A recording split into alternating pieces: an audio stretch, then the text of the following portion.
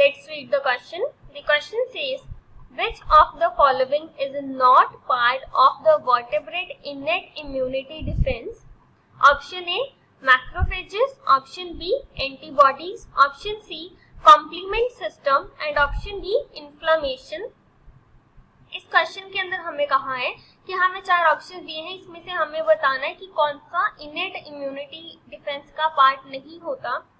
तो सबसे पहले इस क्वेश्चन का की कॉन्सेप्ट लिखेंगे। तो हमारा की कॉन्सेप्ट होगा इनेट इम्यूनिटी।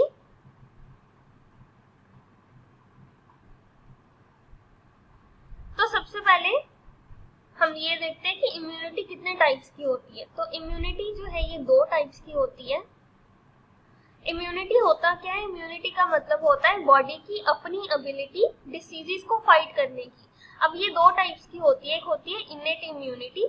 इनेट इम्यूनिटी वो होती है जो हमें बर्थ के टाइम पे मिलती है। एंड सेकंड होती है एक्वायर्ड इम्यूनिटी। जो एक्वायर्ड इम्यूनिटी होती है ये हमें बर्थ के टाइम पे नहीं मिलती, ये हम थ्रू आउट लाइफ एक्वायर करते हैं। अब जो हमारी इनेट इम्यूनिटी है इसके अंदर हमारे एग्जाम्पल्स आ जाते हैं, जैसे स्किन, क्योंकि स्किन तो हमें बर्थ के टाइम पे मिलती है। इसके अलावा हमारी बॉडी के अंदर जो वेस्टेज होते हैं, जैसे जो हार्मफुल माइक्रोब्स होते हैं, वो हमारी बॉडी से कैसे रिमूव होते हैं? स्वेट के थ्रू रिमूव होते हैं, टीयर्स के थ्रू रिमूव होते हैं। तो ये सब इनेट इम्यूनिटी के अंदर आ जाता है। इसके अलावा मैक्रोफेजेस, मैक्रोफेजेस क्या होते हैं? ये कुछ ऐसे सेल्स हैं जो कि बॉडी में से वेस्ट को रिमूव करते हैं। जो भी हार्मफुल माइक्रोब्स होते हैं या फिर जो भी हार्मफुल चीजें हैं बॉडी के लिए, उनको ये रिमूव करते हैं बॉडी में से।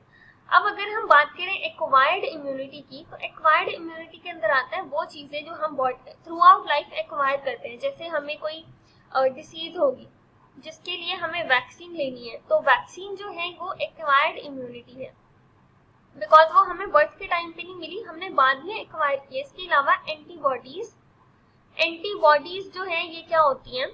जब भी हमारी बॉडी के अंदर कोई फॉरेन पार्टिकल एंटर करता है, जैसे जिसको हम एंटीजन बोलते हैं। एंटीजन क्या होता है? एंटीजन एक फॉरेन पार्टिकल होता है। अब ये फॉरेन पार्टिकल कोई भी हो सकता है, जैसे बैक्टीरिया, बैक्टीरिया या फिर वायरसेस, हार्मफुल पार्टिकल्स। तो जब ये बॉडी के अंदर एंटर करते हैं तो हमारी बॉडी की जो इम्यूनिटी है उससे पता चल जाता है कि फॉरेन पार्टिकल एंटर किए बॉडी के अंदर। अब वो क्या करेगा? वो इन फॉरेन पार्टिकल्स के अगेंस्ट एंटीबॉडीज बनाना शुरू कर देंगे। तो हमारी जो एक्वायर्ड इम्यूनिटी है वो एंटीजेंस के अगेंस्ट एंटीबॉडीज बनाना शुरू कर देगी। अब एंटीबॉडीज क्या करेंगी? एंटीबॉडीज के लिए ये फॉरेन पार्टिकल है, तो फॉरेन पार्टिकल्स को रिमूव करना शुरू करेगी या किल करना शुरू कर देगी। तो ये मैकेनिज्म होता है एक्वायर्ड इम्यूनिटी का। इसके अंदर B lymphocytes and T lymphocytes जो है ये हेल्प करते हैं।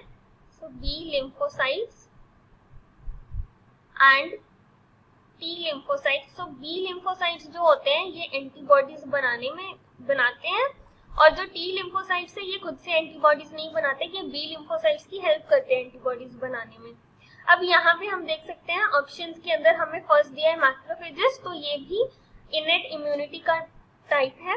नेक्स्ट है एंटीबॉडीज। तो एंटीबॉडीज जैसे मैंने बताया कि ये एक्वायर्ड इम्यूनिटी के अंदर आता है, ये इनेट इम्यूनिटी के अंदर नहीं आता, तो ये हमारा इनकरेक्ट हो जाएगा। तो ये इनेट इम्यूनिटी नहीं है, एंड हमें वही आंसर बताना था जो इनेट इम्यूनिटी का पार्ट नहीं है। तो हमारा करेक्ट आंसर हो जाएगा बी। उसके बाद है कॉम्प्लीमेंट सिस्टम एंड इन्फ्लेमेशन। तो ये दोनों ही हमारे इनेट इम्यूनिटी है। तो ये दोनों इनेट इम्यूनिटी का पार्ट है। तो हमारा जो इनेट इम्यूनिटी का पार्ट नहीं है वो है एंटीबॉडीज। तो ऑप्शन नंबर बी करेक्ट हो जाएगा। Hope you understood it well. Best of luck.